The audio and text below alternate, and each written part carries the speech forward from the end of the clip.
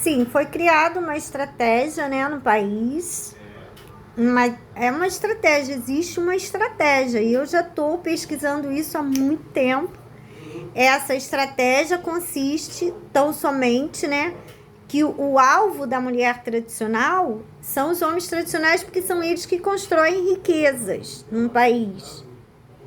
O cafetão até tem, mas ele rouba dos homens de múltiplas formas. Eu citei umas 2 ou 3 formas de roubar os homens, mas existem muitas outras formas de roubar o homem, ou fórmulas. Então, quem constrói as riquezas de uma nação são os homens tradicionais, da família tradicional. O cafetão, ele não constrói riqueza, ele vive de fachada. Então, os empreendimentos dele ele injeta dinheiro ilícito. Aí dá um aspecto de desenvolvimento, de prosperidade, mas está entrando dinheiro de lavagem.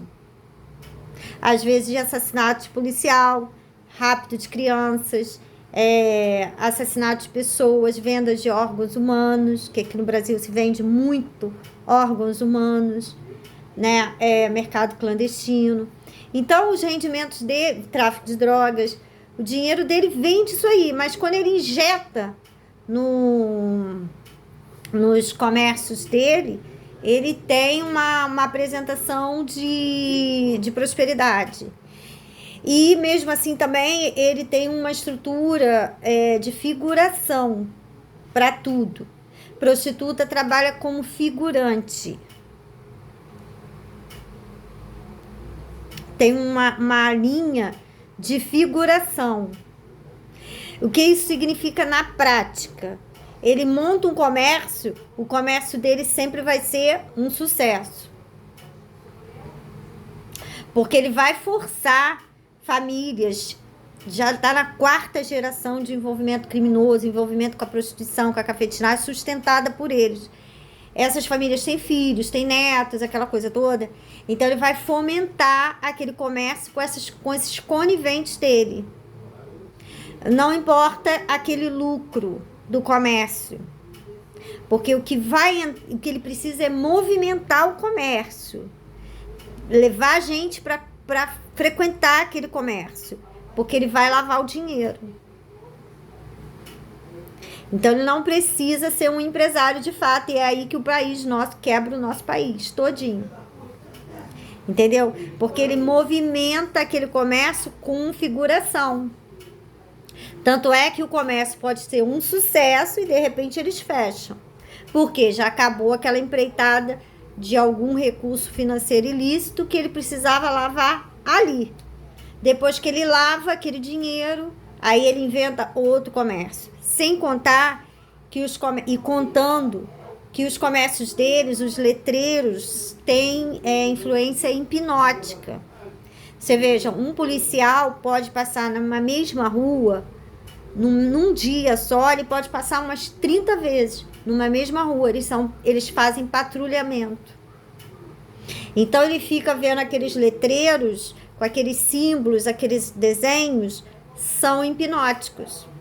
Confundem o entendimento dele, alimenta o subconsciente dele e traz percepções, compreensões, entendimentos equivocados, que normalmente favorece os crimes do cafetal. Se ele comete um crime, ele estampa o crime dele no letreiro do comércio dele.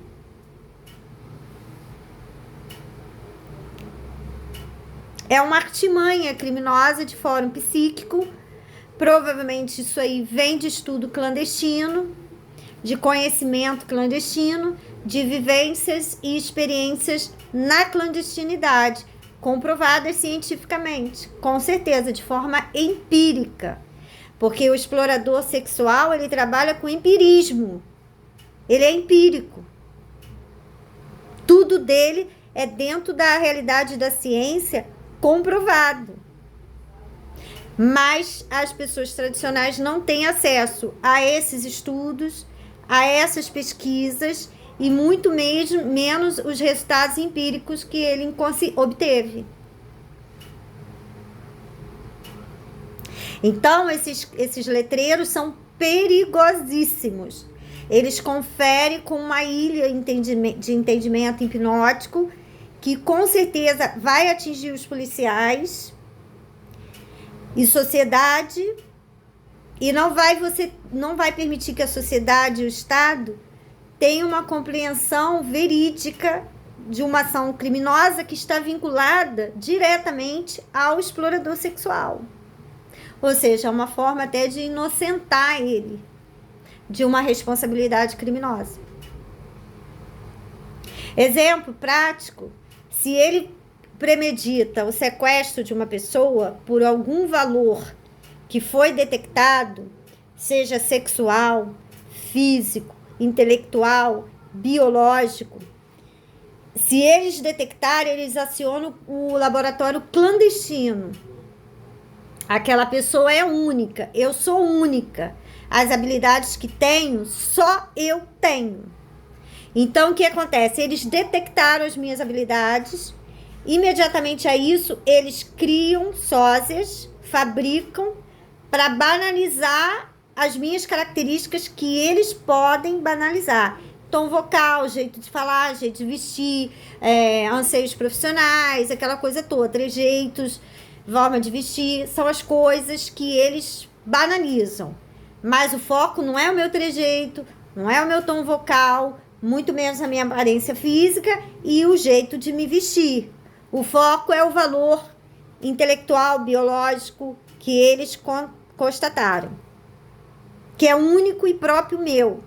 E é para meu benefício e benefício do meu filho e daquele homem que eu escolher para estar comigo e ele me escolher também. Então é para beneficiar minha família, não é para beneficiar cafetão ou prostituta. E sem contar que beneficiando a minha família é para beneficiar a sociedade tradicional, a qual eu tenho responsabilidade com as famílias tradicionais. Eu tenho responsabilidade com os homens, as mulheres e os jovens da família tradicional. Por isso eu estou aqui alertando vocês do perigo que traz para suas vidas e suas famílias e seus bens, patrimônio, a presença nociva dos exploradores sexuais. Por isso eu estou alertando vocês, porque é assim que funciona na sociedade tradicional. Se fosse uma prostituta, o cafetão ia dar uma grana para ela ficar calada. Ela vê os crimes do cafetão, ela sabe da nocividade dele, da periculosidade dele, conhece as ações criminosas dele pregressa, mas eles dão uma vantagem para ela muito grande, é quando ela se cala e resolve a vida dela. Isso qualquer prostituta faz. Mas as pessoas da sociedade tradicional não fazem isso. O nosso prazer, o nosso tesouro, a nossa riqueza é o bem comum. Porque é através do bem comum da nossa sociedade tradicional que nossas famílias desenvolvem, alcançam posições sociais dignas e às vezes de muito destaque, porque as personalidades melhores do mundo não saíram da prostituição e da cafetinagem, saíram das casas das famílias tradicionais. As melhores pessoas do mundo saem do contexto familiar tradicional. Hoje eu reconheço, existem muitas personalidades públicas, políticas, esportistas, advindas das famílias de cafetão e prostituta. Mas isso aí é uma programação sórdida, de manipulação genética, e provavelmente ele roubou o gene de alguma pessoa, implantou na família dele e deu destaque. Seja esportivo, futebolístico, intelectual, vocal. Eles são trapaceiros. É isso que eu estou dizendo para a sociedade. O cafetão e a prostituta, eles são trapaceiros. Eles vão trapaceando a sociedade. Ele detecta um valor em alguém e ele vai trapacear, tentar passar a perna na pessoa, deixar a pessoa para trás e se apoderar das características daquela pessoa para ele ter uma vantagem. Então, eles são trapaceiros,